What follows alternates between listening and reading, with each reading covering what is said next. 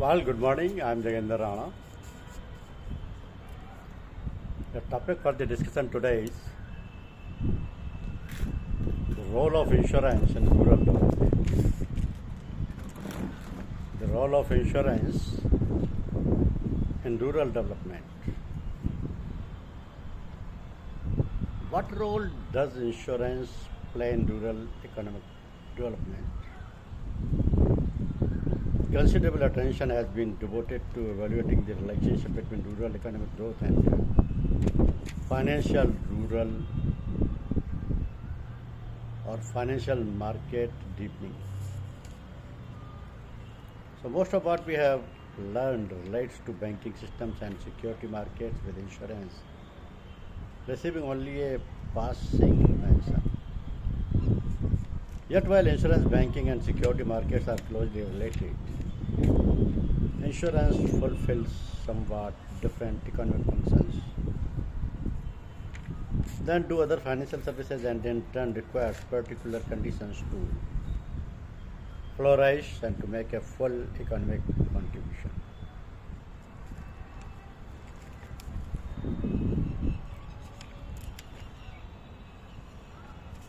The empirical studies suggest that non-life insurance contributes to growth in countries at many different levels of rural development. Life insurance makes a substantial contribution to rural growth, mostly in wealthier countries, since life insurance is typically a smaller part of the total insurance market in low-income countries. The relationship between per capita income levels and insurance penetration is also strong in the reverse direction, with rising income a strong driver of life insurance coverage. However, it is difficult to disentangle whether lower insurance consumption at lower income levels reflects reduced demands, or life insurance products have constraints on the supply side associated with weak regulatory and supervisory environments and high cost of insurance provisions.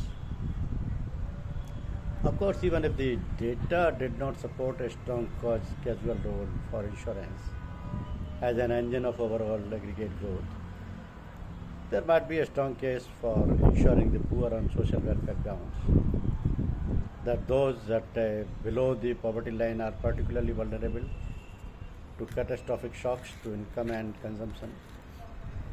And indeed, it appears that the gap between the potential social value of insurance and the transactions cost of provision might be unusually wide for the poorest segment of society, which explains the growing interest in microinsurance on the part of non-governmental organizations and philanthropic foundations, some of whom are partnering with commercial providers. As far as contribution of insurance to rural growth and development is concerned, insurance serves a number of valuable rural economic functions that are largely distinct from other type of financial intermediaries.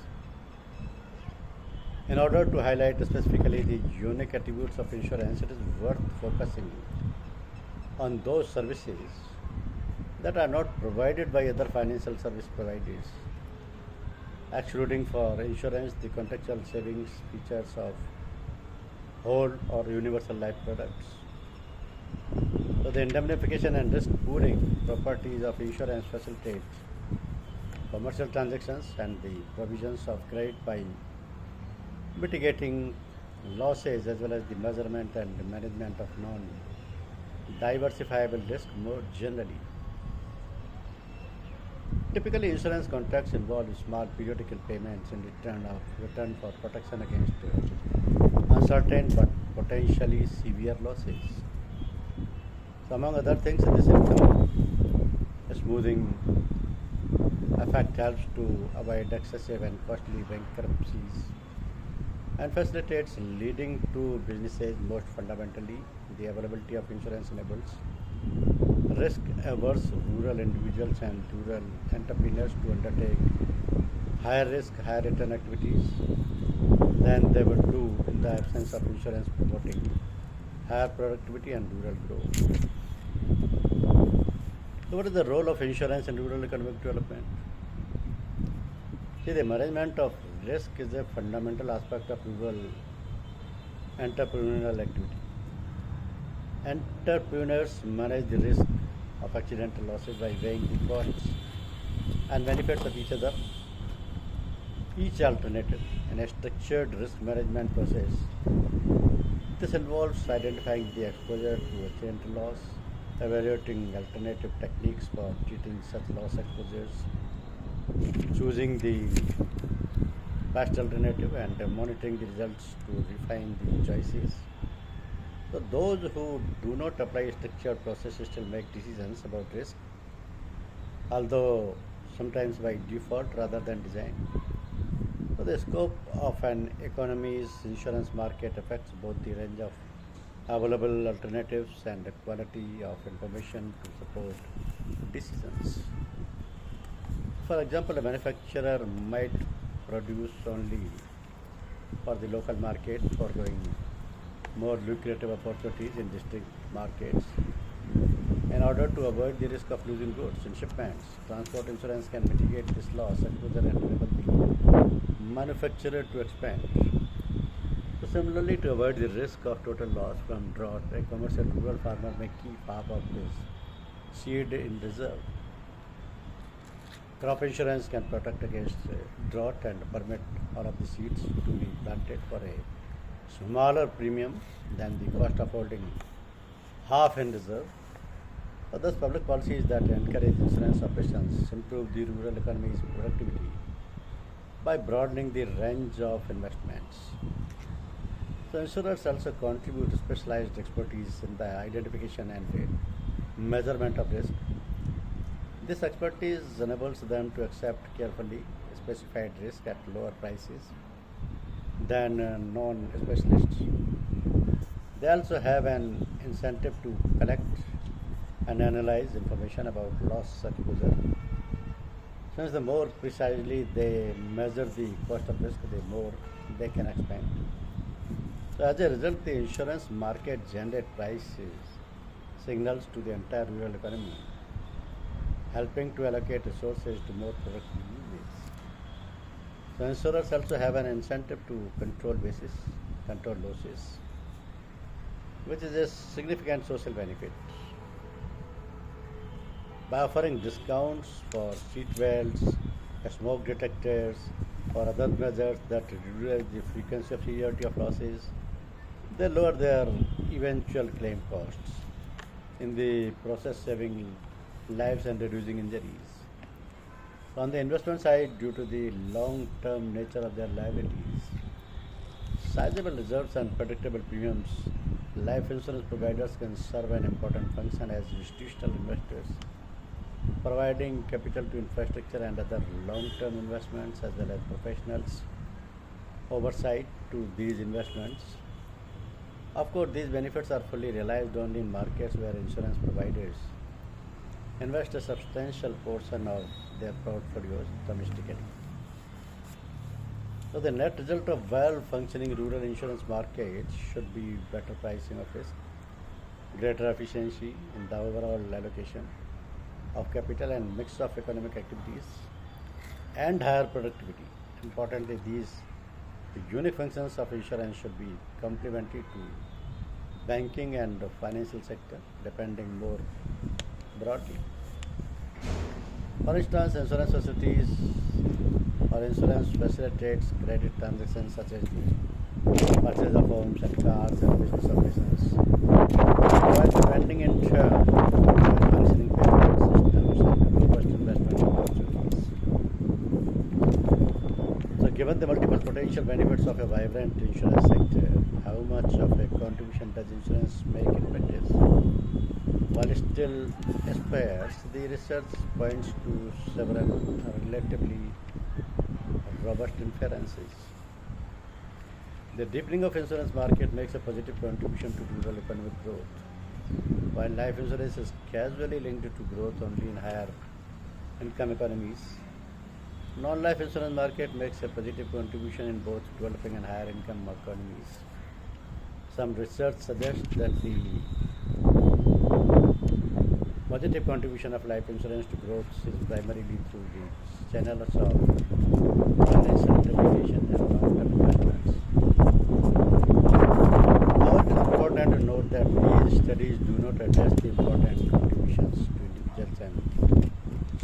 welfare from risk management.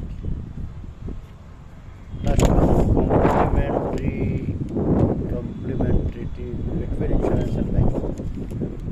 If an insurance and banking system deepening appears to play complementary roles in the rural growth process.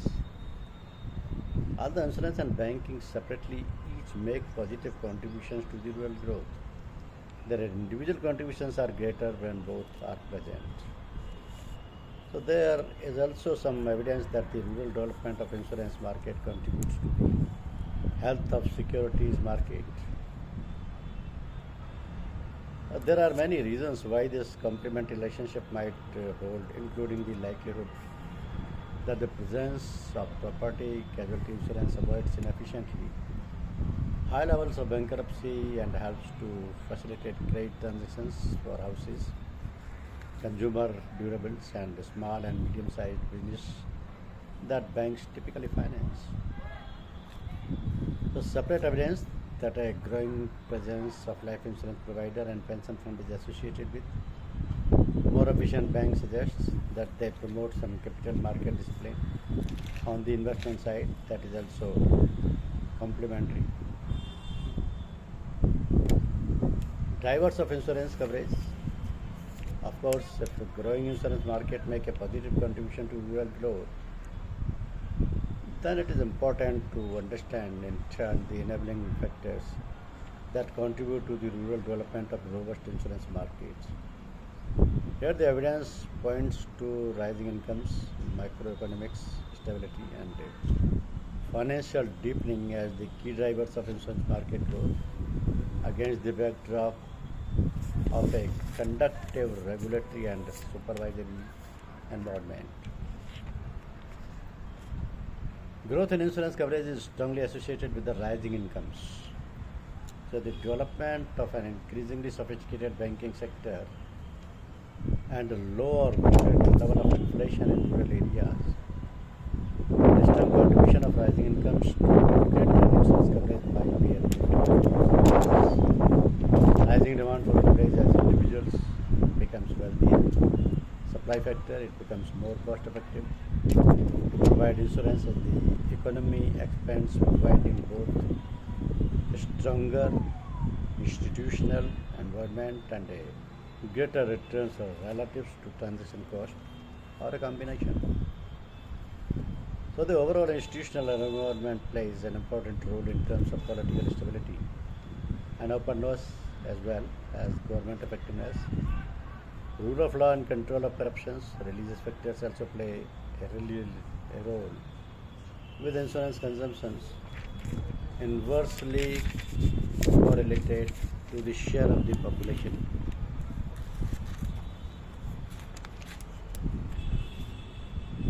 So a number of factors that might be assumed two strong drivers of insurance market growth appear much less significant in practice, including number such as the share of the population that is emerging or at retirement and the educational level of the population. Variations in insurance coverage in rural areas is also there. Although the key drivers noted above are relatively robust in explaining insurance market coverage, nonetheless there is substantial variations in insurance coverage among economies that cannot be explained by these factors. So this suggests some idiosyncratic factors may be at work. Observers have noted an S-curve relationship between per capita income and insurance penetration. Insurance penetration is moderately positively correlated with per capita income within the group of low income countries, and the same is true for highest income countries. However, within the group of middle income countries, insurance penetration is strongly positively correlated with the per capita income. Then the contribution of insurance to and rural economy's growth and efficiency is not only the entry point into the role of in development. The contribution of insurance to poverty alleviation and the welfare of the poor is also potentially of considerable importance, although the quantitative evidence on this point is not on very firm grounding. So the micro insurance is also playing a leading role in rural development. Thank you very much.